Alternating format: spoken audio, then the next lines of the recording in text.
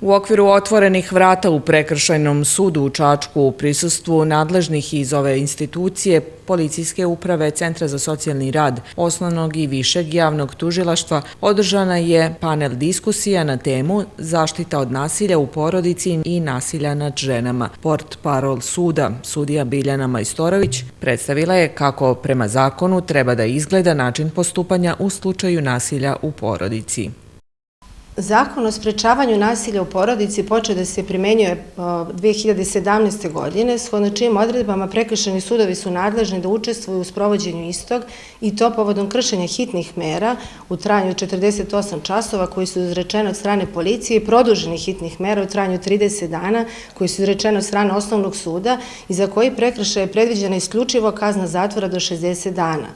Zakon propisuje način postupanja i saradnje institucija u slučajima neposredne opasnosti od nasilja u porodici. Nakon što se nasilje prijavi, interveniše policija izlaskom na lice mesta i dovođenjem navodnog učinioca u policiju, nakon čega se donosi naredba o zadržavanju do 8 časova i procenjuje rizik od nasilja, a potom izriče hitna mera zaštite u trajanju 48 časova, koja podrazumeva privremeno udaljenje učinioca iz stana i zabranu učinioca da kontaktira i prilazi žrtvi.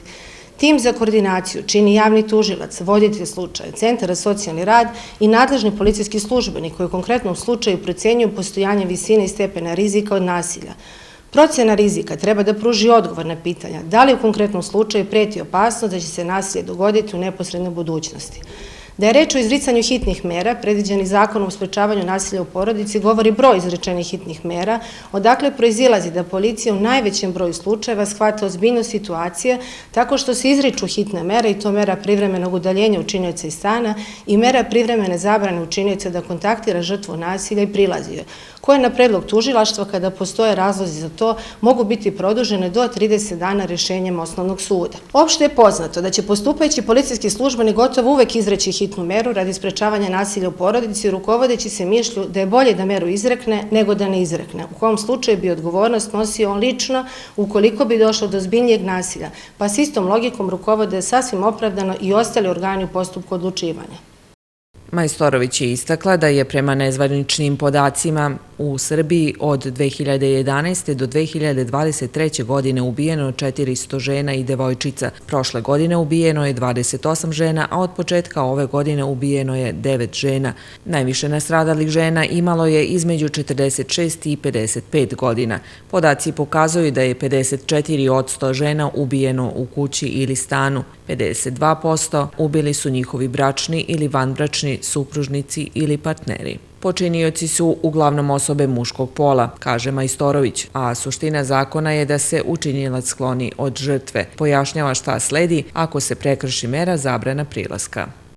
Prekršajni sud postupa praktično kada se prekrši mera, hitna mera i u tom slučaju policija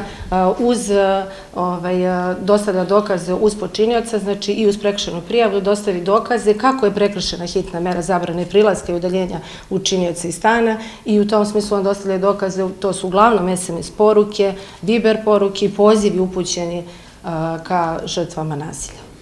Osim prema ženama, nasilje je najčešće usmereno i prema starijim osobama oba pola, kaže Majstorović. Kazne za prekršioce zakona su do 60 dana. Sudija donosi odluku o visini kazne, a koliko će ona trajati zavisi od toga da li je došlo do ponavljanja prekršaja.